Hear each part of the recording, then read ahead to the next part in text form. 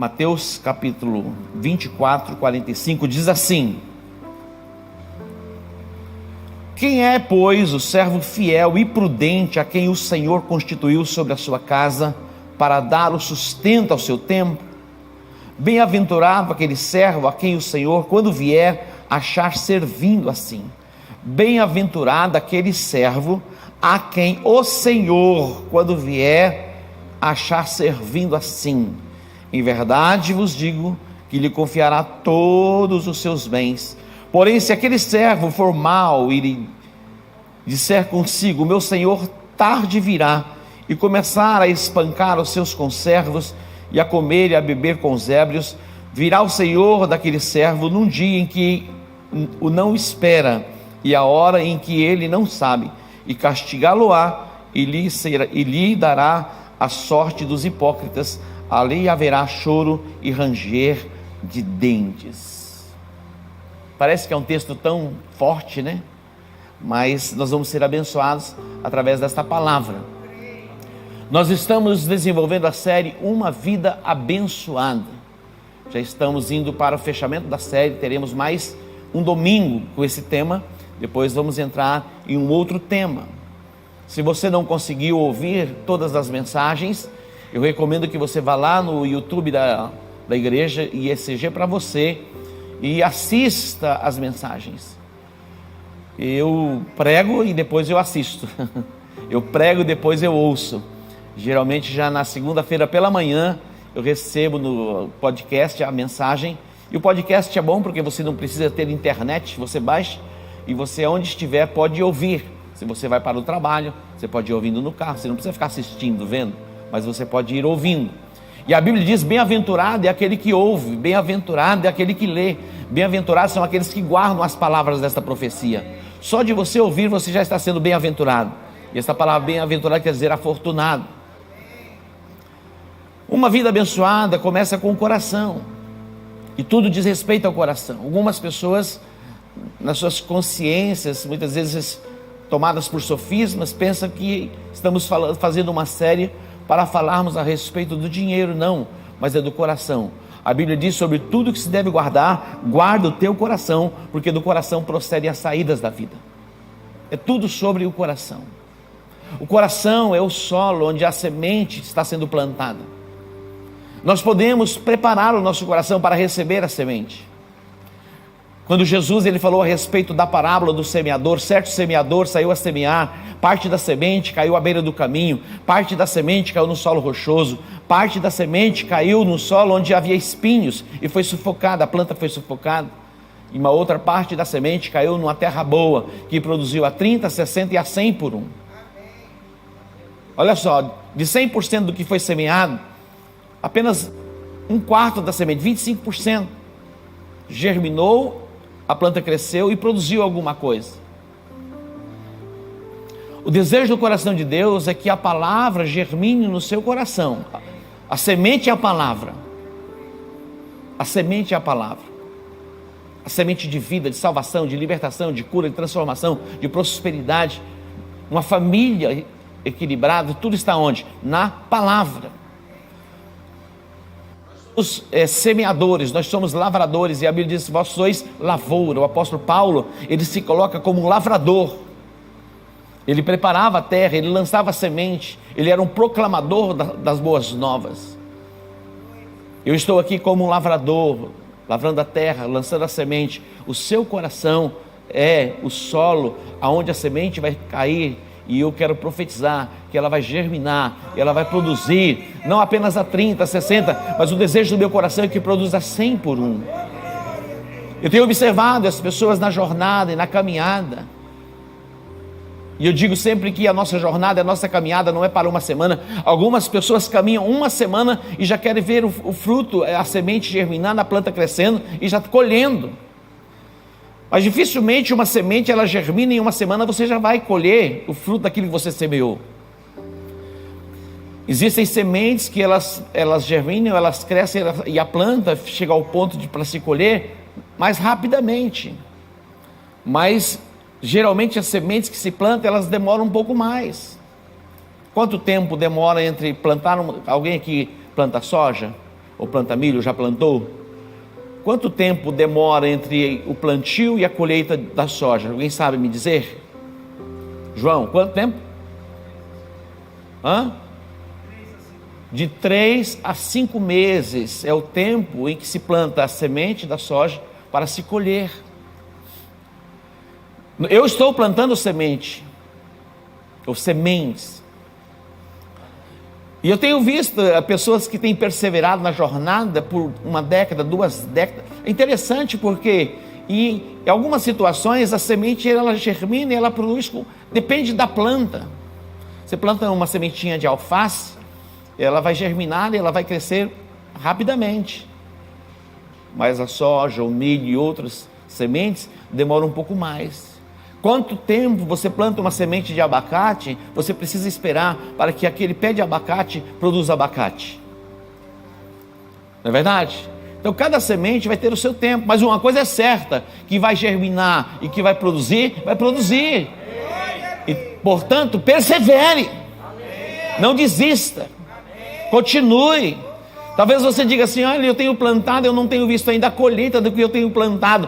Mas você verá, porque a Bíblia diz: Deus não se deixa escarnecer. Tudo que o homem semear, isso certamente ele colherá. Se existe uma certeza, é que aquilo que você planta, com certeza você vai colher. E como você vai colher? Recalcado, sacudido, transbordante, generosamente vos darão. Vamos aplaudir ao Senhor? É assim, é desse jeito. Dai e ser-vos-á dado. Boa medida, recalcada, sacudida, transbordante, generosamente vos darão. Por isso que Jesus disse: não julgueis para que não sejais julgados, não condeneis para que não sejam condenados, perdoai e perdoar-vos-ão. Percebe? A semente ela vai produzir segundo a sua espécie, mas tudo diz respeito ao coração. A segunda mensagem da série, falamos a respeito da prova. Deus não tenta ninguém. Nós não somos tentados. Deus não tenta por Deus. Nós somos tentados e engodados pela nossa própria concupiscência. A concupiscência da carne, a concupiscência dos olhos, a soberba da vida. Jesus, ali no deserto, quem tentou Jesus não foi Deus. Quem tentou Jesus foi Satanás.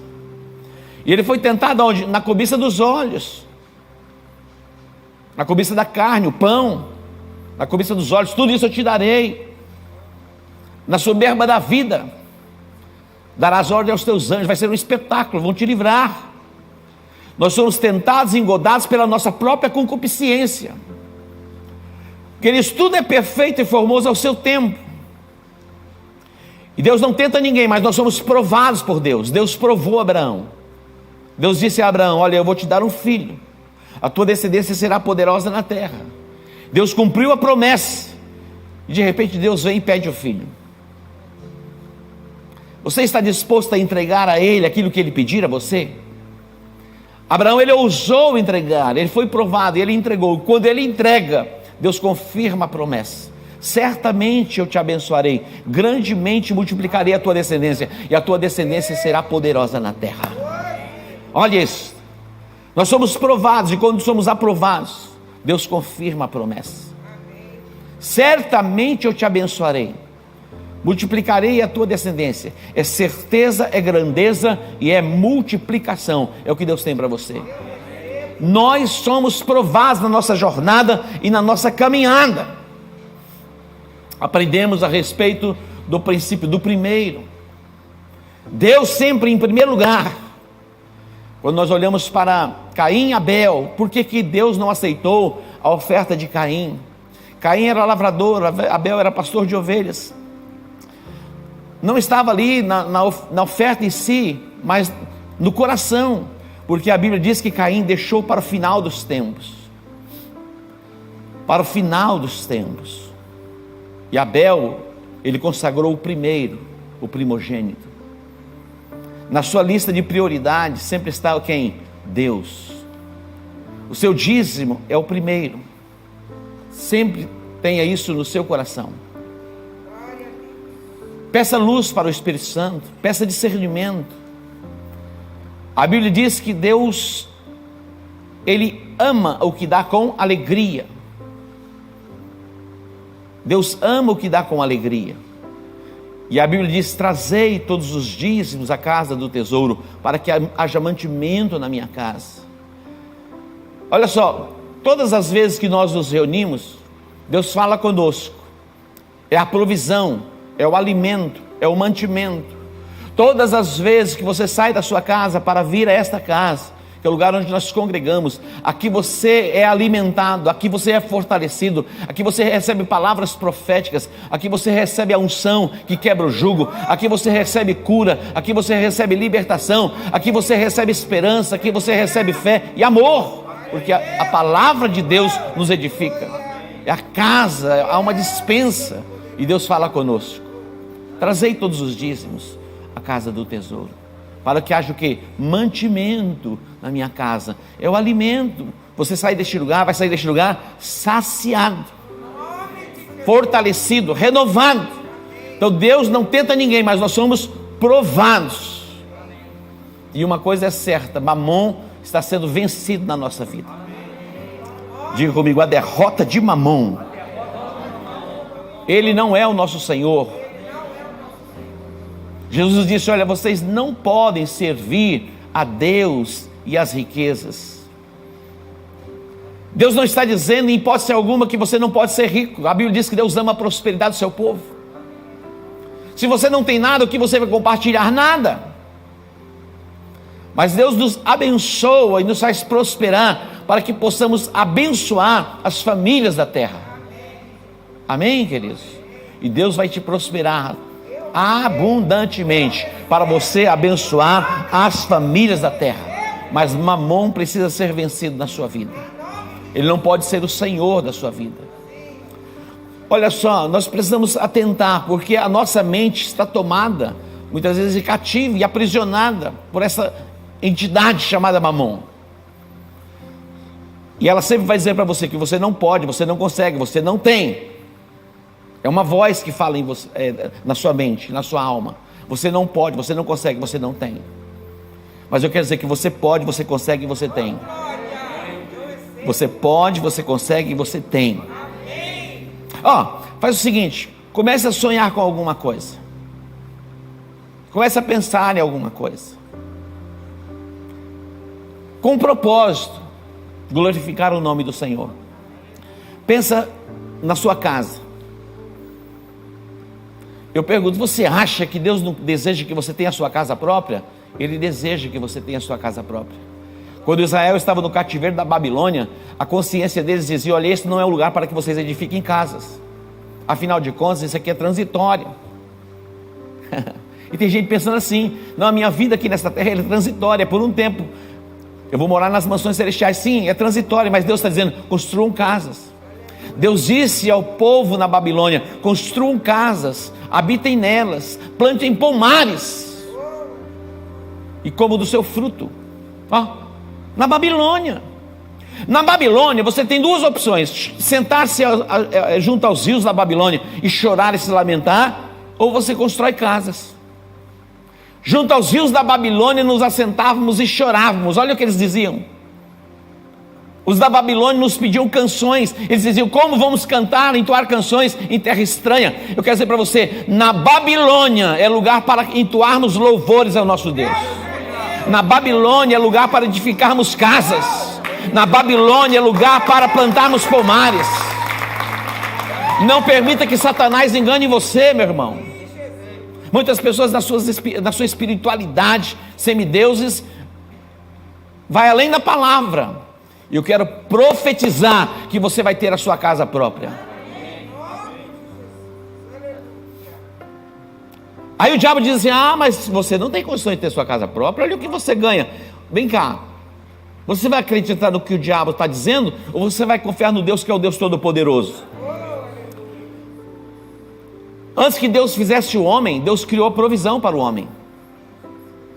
Antes que ele fizesse o homem, Ele criou aquela estrutura chamada Éden. A casa era a morada do homem. Deus tem provisão plena para você, mas Mamon precisa ser vencido na sua vida. Quando o dinheiro controla você, A sua mente vai sempre dizer: você não pode, você não consegue, você não tem. Esquece. E você se submete a este jugo de Satanás. Mas você pode, você consegue, você tem. Era para vir hoje mesmo, com certeza. Você está no lugar certo, na hora certa. Porque você vai ter a sua casa própria. Vai. A tua mente está dizendo que não é possível, mas vai ser possível. Vai, pode receber. O segredo é o quê? Perseverar. Persevera. Não se dizia nem para a direita nem para a esquerda, prossiga para o alvo. O diabo vai dizer assim: olha, você não está sendo recompensado da forma correta, ninguém valoriza você. Não importa o que Satanás diga, o que importa é o que Deus está dizendo. Quando você começa a sonhar, começa a pensar e vence essas cadeias, essa dominação de Maom, as coisas começam a acontecer. É impressionante. Deus começa a fazer, Deus começa a construir. Experimenta. Ainda nem chegou ao seu coração, Deus já está preparando. Mas quando chegar, meu irmão, vai manifestar. Para algumas pessoas dizem: mas já é tarde, eu já estou na idade avançada, como que eu vou ter a minha casa? Deus sabe construir as coisas. E Deus pode fazer. Simplesmente permita que Ele faça. Permita que Ele faça. Deus é Deus, e Ele continua sendo Deus. E nós vimos em quinto lugar a recompensa da generosidade. Olha isso: a alma generosa, ela prospera. A alma generosa, ela prospera. Você já viu pessoas que até têm bens, mas a alma é uma alma mesquinha, é uma coisa esquisita, uma coisa estranha, e não há prosperidade? Ela até possui bens, mas a alma não é uma alma generosa. Então ela entra na mesquinhez, no egoísmo, coloca os seus próprios interesses acima de todas as coisas, e ela não é feliz, ela não é completa, falta alguma coisa, tem um vazio. Ela busca satisfação, ela tem aquele vazio que toma, ela busca alguma coisa para preencher e não preenche. Ela vai na geladeira, procura alguma coisa e não se sacia. Nos dias de Ageu, eles estavam voltados para si, eram acumuladores. Eles tinham retornado do cativeiro, e eles estavam pensando em si. E Deus levanta o profeta e diz: olha, subi ao monte, trazei madeira, edifiquem a minha casa. Ele diz assim: olha, vocês comem, vocês não se saciam, vocês se vestem, vocês não se aquecem, e vocês recebem o salário como se colocassem um saco furado. Por quê? Porque a minha casa está deserta. Ajuste as coisas da sua alma, coloque sempre Deus em primeiro lugar. Você vai desenvolver a sua atividade profissional com diligência. Você não vai ser omisso na sua responsabilidade em relação ao seu trabalho. Você não vai fazer mais ou menos, você vai fazer no nível da excelência, e fazer apenas uma vez, não duas, três. Você já viu aquelas pessoas que tem que fazer, faz uma, faz duas, faz três?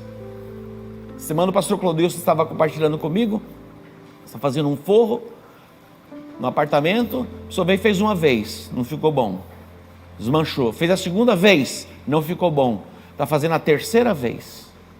Quanto isso custa? Mas Deus está dando a você a habilidade para fazer uma vez, e fazer bem feito no nível da excelência. Não vai ter que fazer quebrar, não haverá desperdício. Amém? Diga: não haverá desperdício. Não haverá desperdício. E agora é a hora do tema: Deus recompensa a boa mordomia. Deus recompensa a boa mordomia.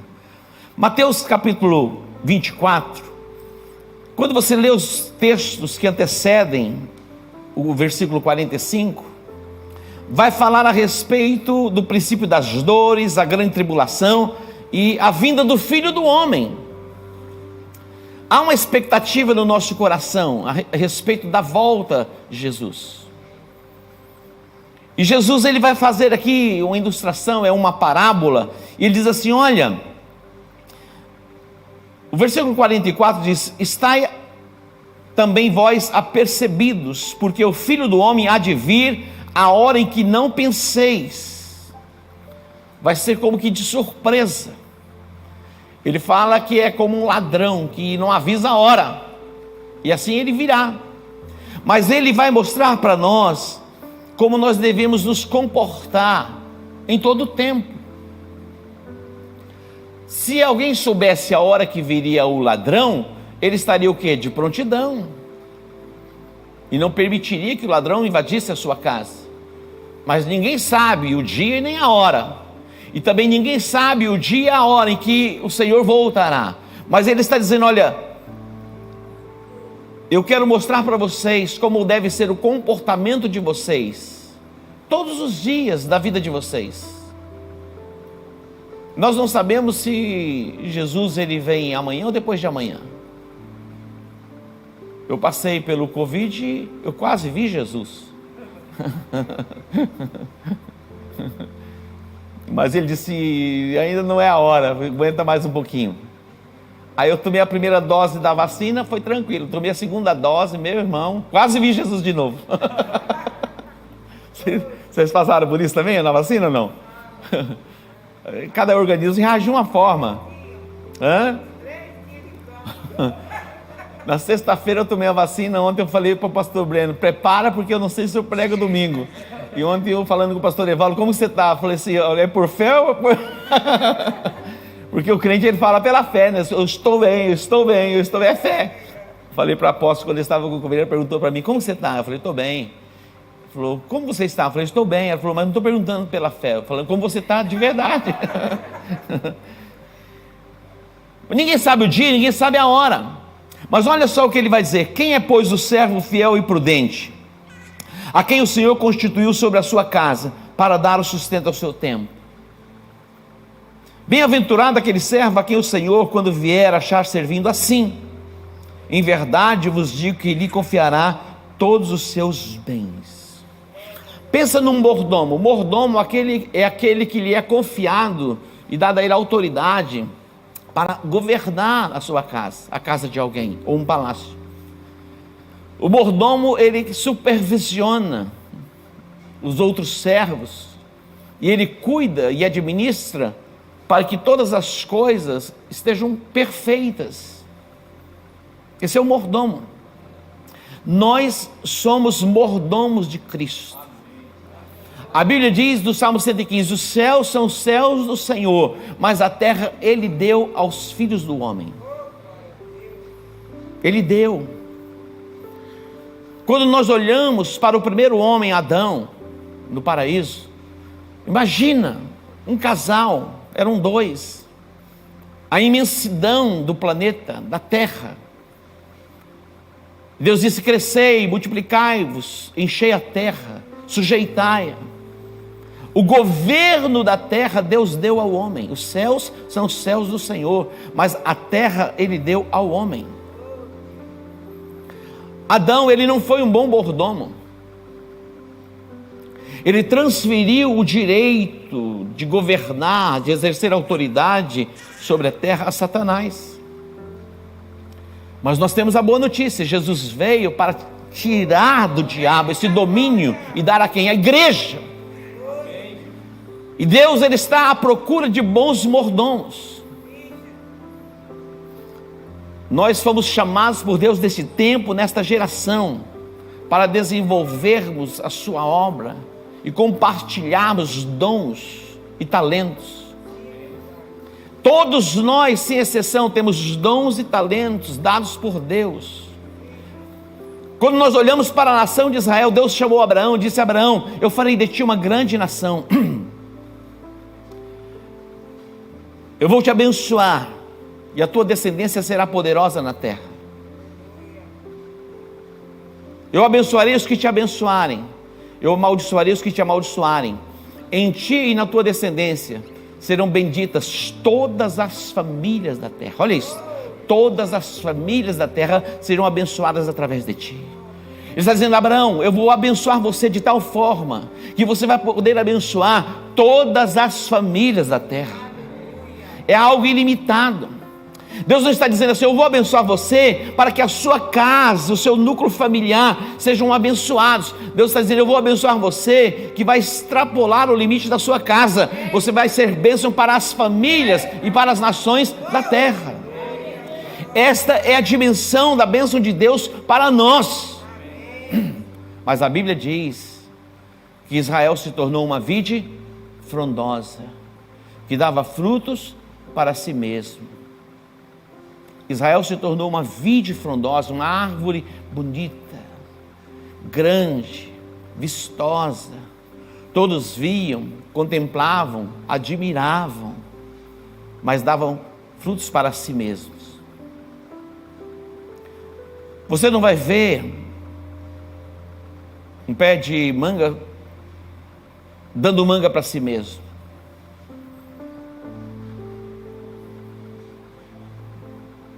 Ele produz para abençoar os outros. Algo precisa ser invertido na nossa mente.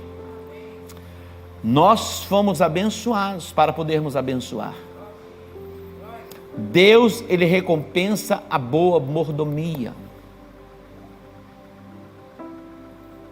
Quando Jesus ele entrou em Betânia, e ali ele vendo uma figueira, ele olhou, só tinha folhas, uma vide frondosa. O que ele disse? Jamais alguém coma fruto de ti.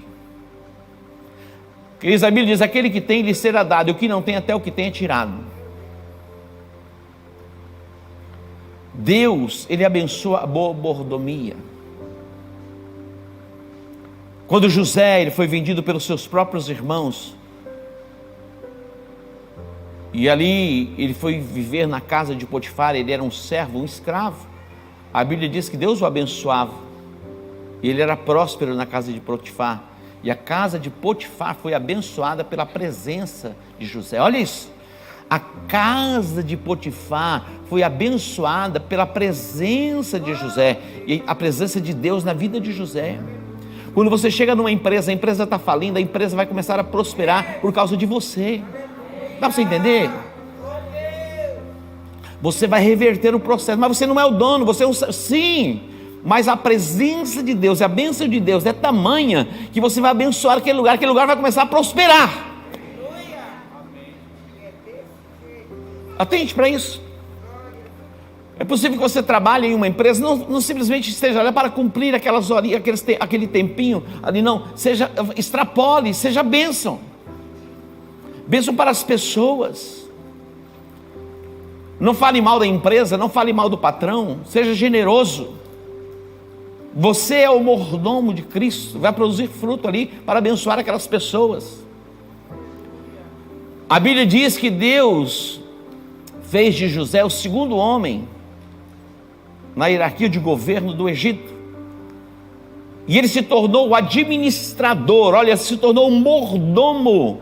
Ele administrava todos os recursos, todos os tesouros, aquela abundância de mantimento. José, Deus quer fazer de você, José é um tipo de Cristo, Deus quer fazer de você um bom administrador. As pessoas vinham ao Egito e vinham a José, e ele ia ali compartilhar daquilo que ele tinha armazenado. O reino de Deus não tolera desperdício.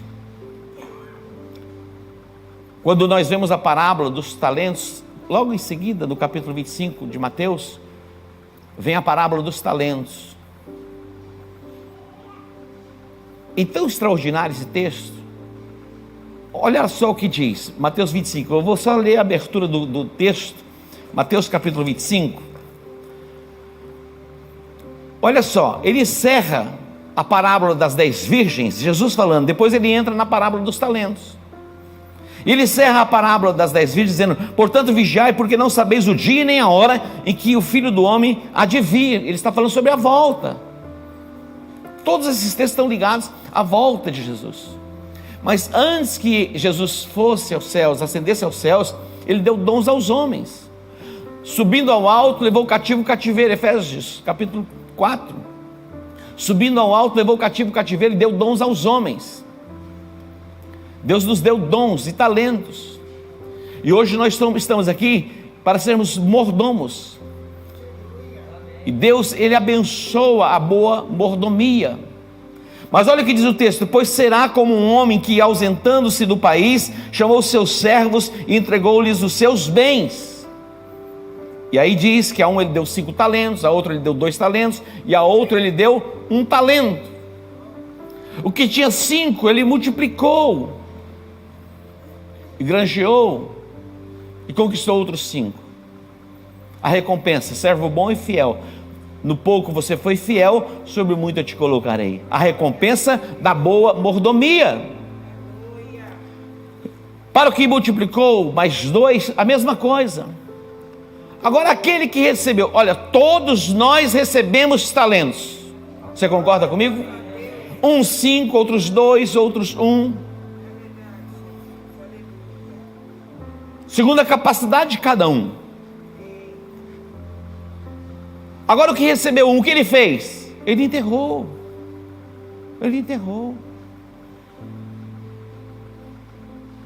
Até para o pecado tem recompensa. A Bíblia diz que o salário do pecado é o quê? A morte. O salário do pecado.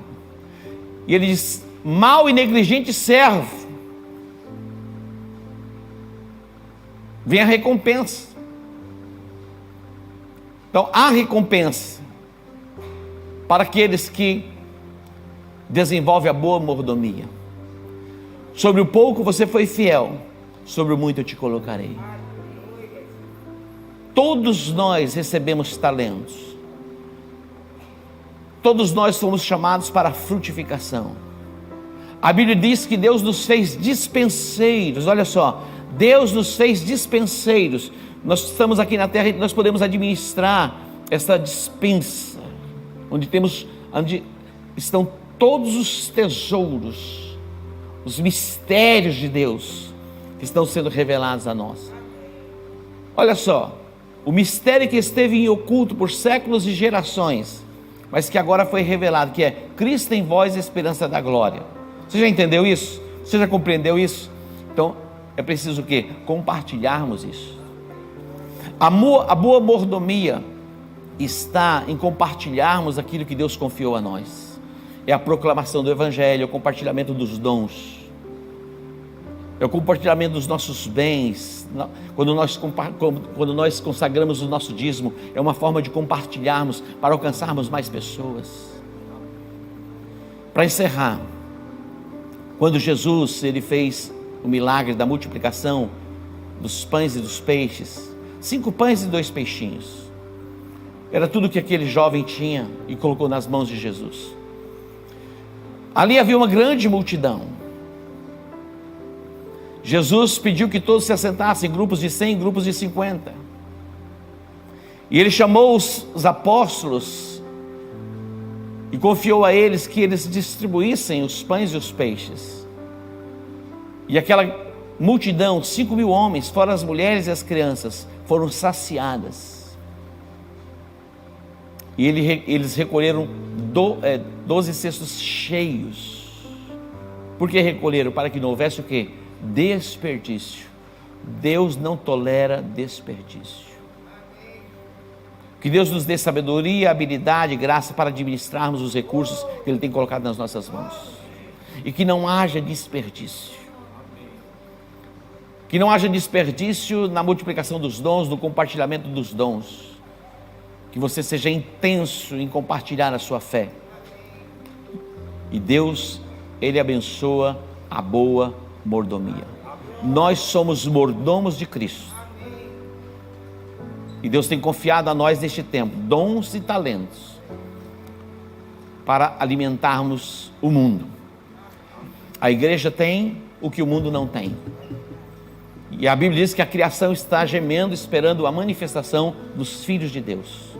Vamos compartilhar a graça, vamos compartilhar o amor, vamos compartilhar as boas novas, vamos compartilhar misericórdia, vamos compartilhar favor.